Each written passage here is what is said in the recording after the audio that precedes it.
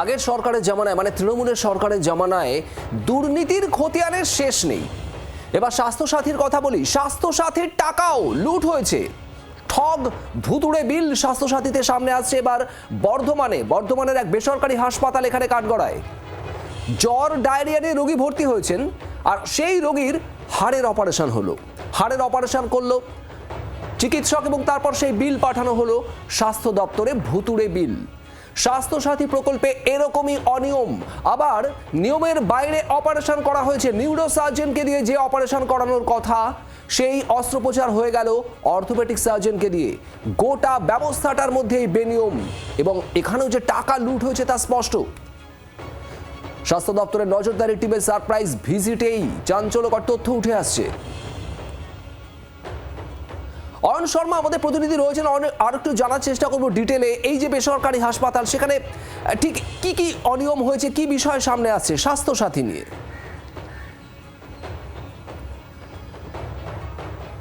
দেখো, তোমাকে বলে রাখি যে স্বাস্থ্য দপ্তরের তরফ থেকে যে সার্ভেলেন্স টিম, সেই সার্ভেলেন্স টিম সারপ্রাইজ ভিজিট করে বর্ধমানের এই বেসরকারি হাসপাতালে, এবং সেখানে গিয়ে তারা দেখে যা নজরে আসে তাদের, তা রীতিমতো চমকে যাওয়ার মতো।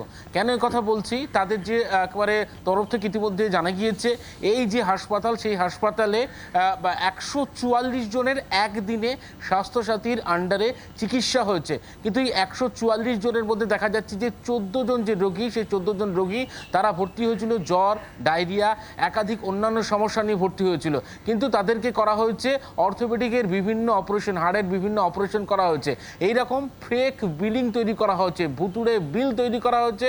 সেই ভুতুড়ে বিল পাঠিয়ে দেওয়া হচ্ছে একেবারে স্বাস্থ্য দপ্তরের, যেখান থেকে স্বাস্থ্যসাথীর যে দপ্তর রয়েছে সেখান থেকে যে টাকা অ্যালটমেন্ট হয় সেই দপ্তরে পাঠিয়ে দেওয়া হচ্ছে এই ভুতুড়ে বিল। এবং পাশাপাশি তোমাকে বলে রাখি যে এই যে ভুয়ো বিল তৈরি করা হয়েছে, সেখানে দেখা যাচ্ছে যে এমন কিছু অপারেশন রয়েছে যেগুলি বেসরকারি হাসপাতালে স্বাস্থ্যসাথীতে করার কোনো নিয়ম ছিল না, কোনো প্রভিশন ছিল না, সেই ধরনের অপারেশন করা হয়েছে। পাশাপাশি তোমাকে সব থেকে চাঞ্চল্যকর, আমরা সবাই জানি যে স্পাইনের যে সার্জারি হয়, স্পাইনের সার্জারির ক্ষেত্রে কিন্তু একজন নিউরোসার্জন তিনি স্পাইনের সার্জারি করতে পারেন, কিন্তু সেখানে একেবারে যারা স্বাস্থ্য দপ্তরের যারা সার্ভিলেন্স টিমের আধিকারিকরা তারা দেখেন অর্থোপেডিক সার্জনকে দিয়ে স্পাইন সার্জারি করা হয়েছে এই বেসরকারি হাসপাতালে। সেই কথা কিন্তু একেবারে উল্লেখ করা হয়েছে স্বাস্থ্য দপ্তরের যে টিমের যে রিপোর্ট, সেই রিপোর্টে সব মিলিয়ে ভয়ঙ্কর অভিযোগ রয়েছে। এবং তোমাকে বলে রাখি যে শুধুমাত্র এই যে সার্ভিলেন্স টিমের ভিজিট হলো সেখানেই এই যে গাফিলতি বা অনিয়ম নজরে এসছে এমনটা কিন্তু নয়।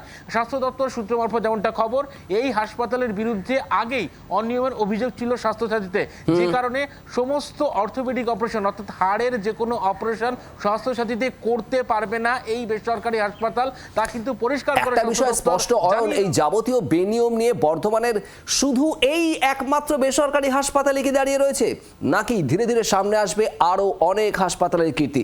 নজর থাকবে অয়ন। আর স্বাস্থ্যমন্ত্রী কি বলছেন এই নিয়ে শোনাবো। সেটা যদি নোটিশ করে তার মানে তৎপর রয়েছে স্বাস্থ্য ভবন। ভালো তো, নোটিশ করবো না বলছেন? না, আর কোনো ব্যবস্থা ভালো করেছি তো। হ্যাঁ, আমি তলবটা কি হচ্ছে দেখি, তারপরে যথাযথ ব্যবস্থা না হবে। যদি দোষ প্রমাণ হয় তাহলে তার নিশ্চয়ই। আচ্ছা, Rajiv Pandey, association of private hospital and nursing home, তিনি কি বলছেন শুনুন। স্বাস্থ্যসাথী প্রকল্পে ব্যাপক দুর্নীতি ও কারচুপির অভিযোগ রয়েছে। আয়ুষ্মান ভারত প্রকল্পে একই রকম দুর্নীতি ও কারচুপি যাতে না হয় তার জন্য আমরা সতর্ক থাকব। কিছু প্যাকেজ এবং কিছু নীতিমালা পুনর্বিবেচনার জন্য আমরা সরকারের কাছে অনুরোধ জানিয়েছি, যাতে কারচুপি ও দুর্নীতির সুযোগ কমানো যায়।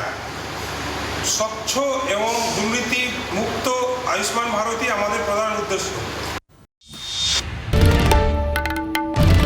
বাংলার আওয়াজ, বাঙালির আবেগ, জি 24 ঘন্টা।